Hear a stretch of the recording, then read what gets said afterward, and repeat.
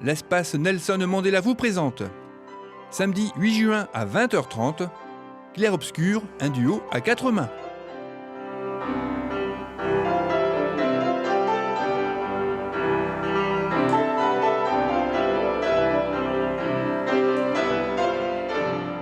Emmanuel Magési et Anne Vichic se sont rencontrés sur scène en 2012 lors d'une représentation du Barbier de Séville dans laquelle elles étaient toutes deux pianistes.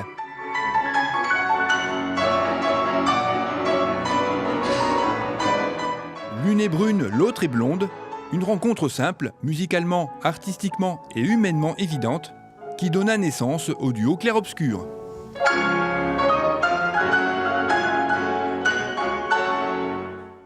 Infos et réservations à l'espace Mandela le mercredi uniquement, de 9h à 12h et de 13h30 à 17h30 ou par téléphone au 03 20 46 65 31. Vous pouvez également acheter vos places en ligne en vous rendant sur le site internet de l'espace Mandela. Retrouvez ce journal et d'autres informations sur lachapelle-tv.fr.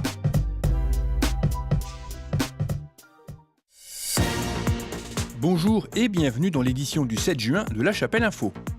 Direction la Norvège pour la dernière ciné-conférence de la saison. Fin de saison au basket chapellois qui a organisé un gros week-end de tournoi. 528 cyclistes ont participé au brevet de l'ascension du cyclo chapellois. Et pour conclure cette édition, une bien triste nouvelle avec la disparition de Paola Mazzo, la fille unique d'Annie et Eligio Mazzo, bien connus sur la commune.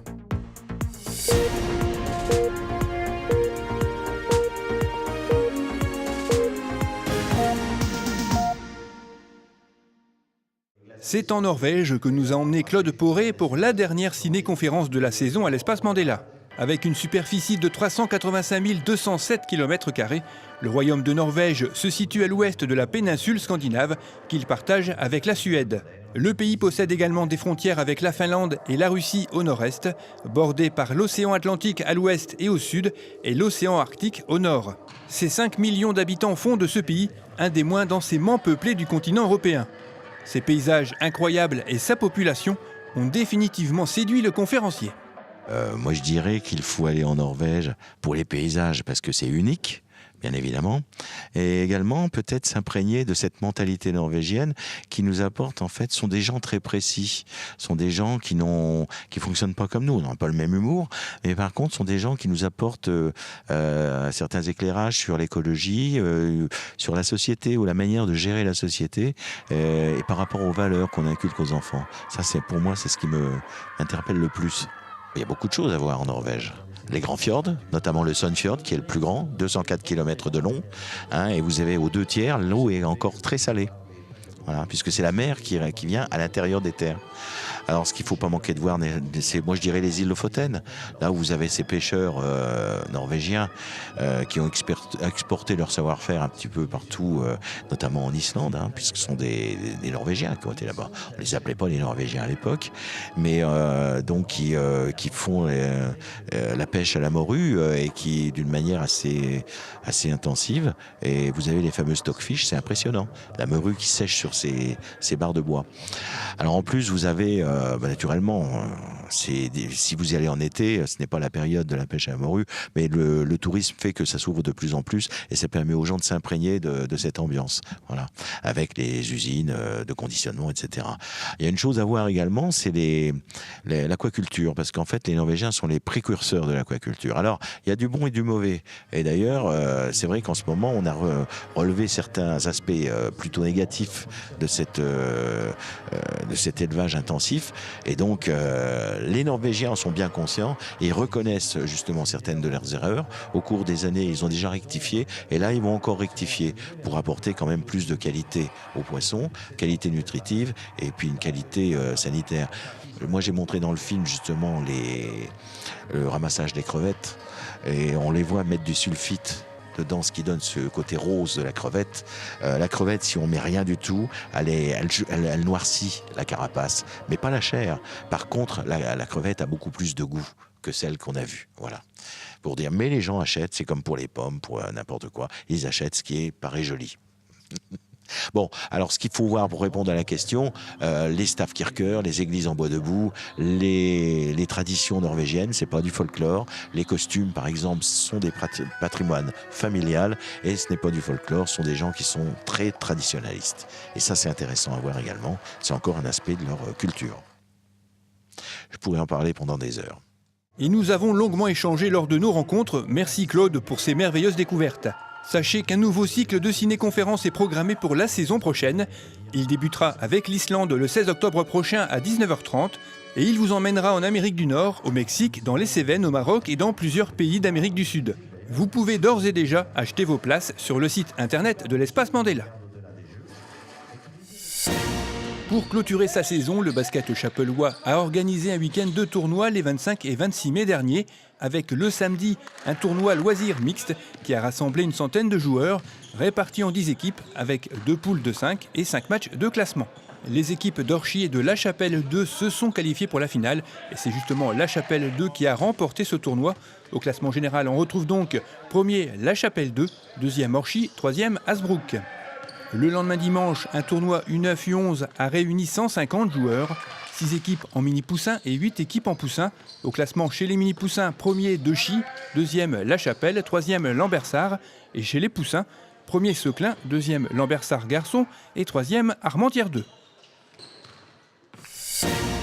Le cyclo-chapellois a organisé son brevet de l'Ascension la semaine dernière, avec pour cette édition 2019 528 participants, 389 sur route et 139 en VTT. Franck Thorez, l'adjoint au sport, fêtes et animations, a remercié les participants pour leur venue, malgré la météo un peu fraîche, et félicité les organisateurs pour leur brevet toujours très animé. Et comme lors de chaque brevet, un VTT était à gagner, et c'est Christophe Tissien du club de Comintry qui l'a remporté. Au classement général des clubs les plus représentés, on retrouve premier Wavrin, deuxième Bois-Grenier et troisième Lambersart. A noter que chaque inscription donnait droit à un cadeau à choisir parmi un grand nombre de lots divers. Les organisateurs vous donnent d'ores et déjà rendez-vous pour leur prochain brevet, celui d'automne, le dimanche 13 octobre. Le 11 avril dernier, une chapelloise de cœur, Paola Mazzo, la fille unique d'Annie et Eligio Mazzo, nous a quittés à l'âge de 47 ans à l'hôpital de Brignoles, dans le Var, des suites d'une longue maladie contre laquelle elle s'est battue jusqu'à la fin. Elle était devenue musicienne professionnelle grâce à son papa qui lui avait transmis sa passion. C'est à l'école de musique de la Choc qu'elle débuta l'apprentissage de la flûte traversière. Très douée, elle rentra à l'école de musique d'Armentières où elle décrocha le Grand Prix de la ville. Elle fit son entrée à l'âge de 10 ans à l'harmonie de la Choc, puis l'harmonie municipale et enfin l'ensemble philharmonique. En 1987, elle entra au conservatoire de Lille et y décrocha une médaille d'or en 1989. Elle quitta Lille pour le conservatoire de Boulogne-Billancourt pour y décrocher un premier prix en 1991. De retour au conservatoire de Lille pour se perfectionner, elle a obtenu plusieurs prix dans des concours régionaux et nationaux. Elle commença alors sa carrière professionnelle en tant que professeur de flûte et d'éducation musicale à l'école de musique de la Choc, ainsi qu'à Bailleul, Gravelines et Rosendal. Suite à son mariage en 1997, elle quitta la région pour le sud, où elle fut nommée professeure au conservatoire de Cogolin et dans les écoles de Saint-Tropez et Sainte-Maxime. Avec 2 amis, elle fonda le trio paoliste flûte, basson et hautbois, qui se produira dans la région PACA et en particulier au Festival d'Avignon. Il lui est même arrivé de revenir jouer dans la commune avec son mari, à l'occasion d'une messe de Sainte-Cécile ou d'un concert de gala de l'ensemble philharmonique. Le son de sa flûte va manquer à tous ceux qui ont eu l'occasion de l'entendre.